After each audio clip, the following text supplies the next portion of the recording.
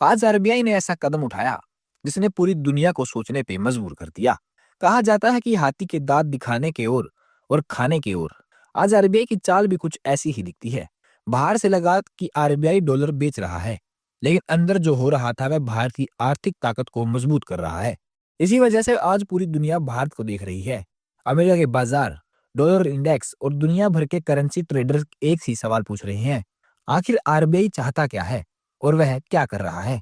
एक तरफ खबर आती है कि आरबीआई ने रुपये को मजबूत करने के लिए अरबों डॉलर बेच दिए। दूसरी तरफ आंकड़े बताते हैं कि भारत का फॉरेन रिजर्व 4.4 बिलियन डॉलर बढ़ गया है। सवाल साफ है, अगर डॉलर बिक रहे हैं तो रिजर्व बढ़ा कैसे। आरबीआई का नया डेटा 19 दिसंबर तक का है। इसके मुताबिक भारत के फॉरेन रिजर्व में 4.4 बिलियन डॉलर की बढ़त हुई है। इस समय भारत के पास करीब 693 बिलियन डॉलर का रिजर्व है। कुछ दिन पहले खबर आई थी कि आरबीआई ने 11.88 बिलियन डॉलर बाजार में डाले हैं ताकि रुपया 90 से नीचे आ सके।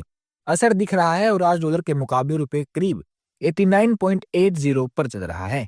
फॉरेन रिजर्व का मतलब सिर्फ डॉलर नहीं होता, इसमें विदेशी पैसा, सोना, एसडीआर और आईएमएफ के पास रखा पैसा शामिल होता है। इस हफ्ते सोने के रिजर्व में करीब 2.6 बिलियन डॉलर बढ़े, एसडीआर में करीब 8 मिलियन डॉलर जुड़े, आईएमएफ वाले इसे भी में भी हल्की बढ़त हुई।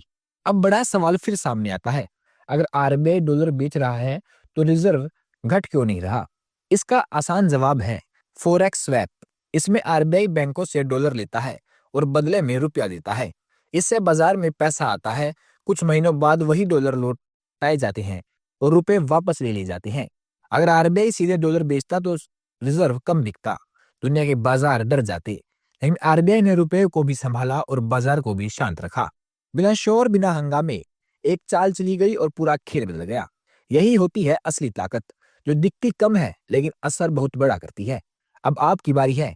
आपको क्या लगता है, आरबीआई की ये चाल सही दिशा में है या आगे कोई नया मोड़ लेने वाली है?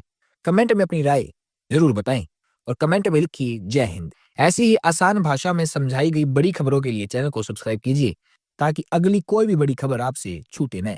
मिलते हैं अगली बड़ी खबर में, तब तक के लिए जय हिंद।